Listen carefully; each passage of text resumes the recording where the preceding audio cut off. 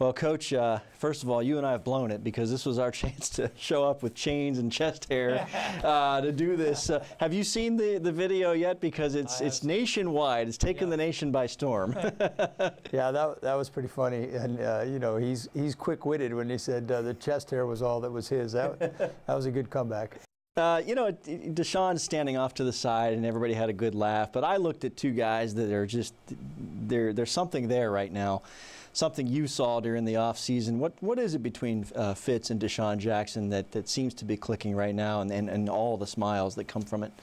Well, I really think that all of our receiver group and all three of our quarterbacks clicked during the preseason. You know, because just look at the numbers of all three quarterbacks now. It's carried over, and Fitz is starting right now. So, of course, it's carried over for these first two games, and he's racked up big numbers, and everybody's getting the ball, everybody's scoring touchdowns. So that makes everybody happy. And more than anything else, we got 2 W's. So that's 2 out of 16. It's great to see. It's fun for those guys. They're the ones that put the work in. And so it's fun to see those guys have their success and get the credit that they're due, because they're backing it up with how they play.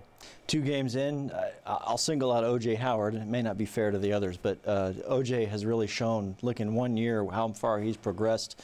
Did anything change for him from year 1 to year 2, or was that just a natural young player maturing into what we've seen so far? I think a combination. I think it's natural for a guy to get better going into year 2, but O.J. wants to be great, and he's got the talent to be great.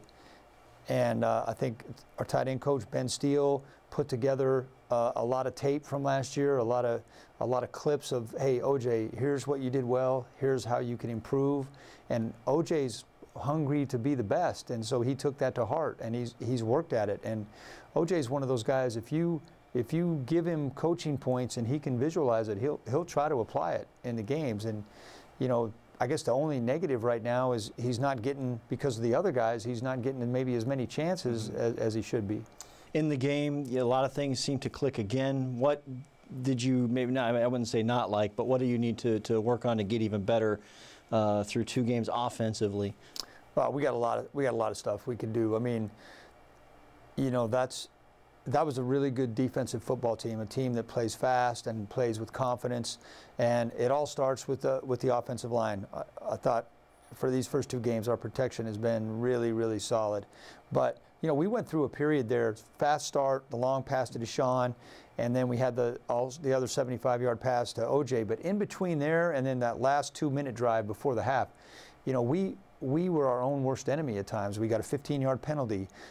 We had a dropped pass that turned into an interception.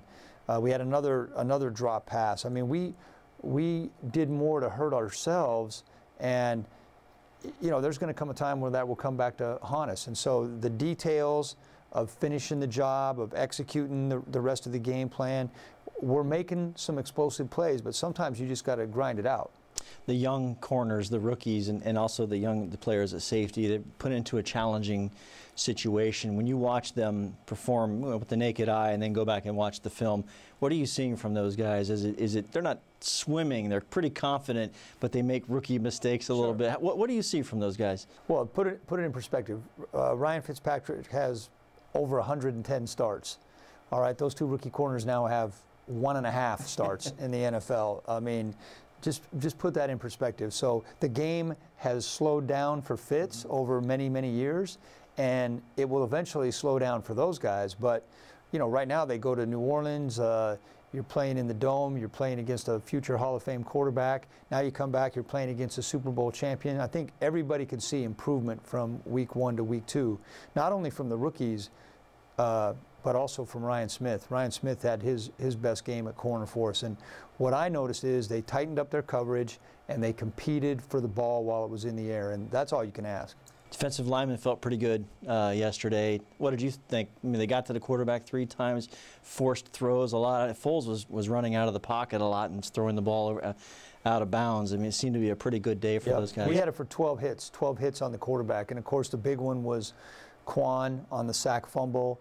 Gerald had a sack. JPP had a sack. But when you hit the quarterback 12 times, and there was some good pops on him, that's that's going to rattle most quarterbacks. That's going to make them think twice. Maybe it makes them a fraction of a second late on a throw, or a fraction of a second early, and they have to airmail it a little bit. But we're getting there. You know, we've lost a little bit of our depth due to injury, and so a couple of our guys are playing more plays than we'd like them to play right now. But nobody was complaining yesterday. I think we had 8 guys on defense play over 70 plays in the game, and that's a lot. Yeah. That's a lot of plays, especially in that heat. Yeah, you mentioned the heat, how brutal it was, and as a final question, you got an extra day here to prepare for the next game. This is a Monday, of course. Give me kind of the schedule. I guess you need a recovery period after that to before you start your game week. Do you do it normal, or do you give these guys an extra day or half a day to get over this yesterday? Yeah, we're actually just moving everything back a day, so the players get an extra day off, and they've earned it. Coming off that game in the heat yesterday, so the players will be off on Tuesday and Wednesday, and then Thursday will be like a Wednesday for us, and we'll just start the week from there. And so this week we get an extra day. That's the good news. Next week we're short a day, so we play late Monday night. We'll get done at midnight. You know that well, but we'll get done late, and then we'll be on a short week for Chicago. But right now, let's get these guys healed up. Let's get them rested up, and then we'll start getting ready for Pittsburgh.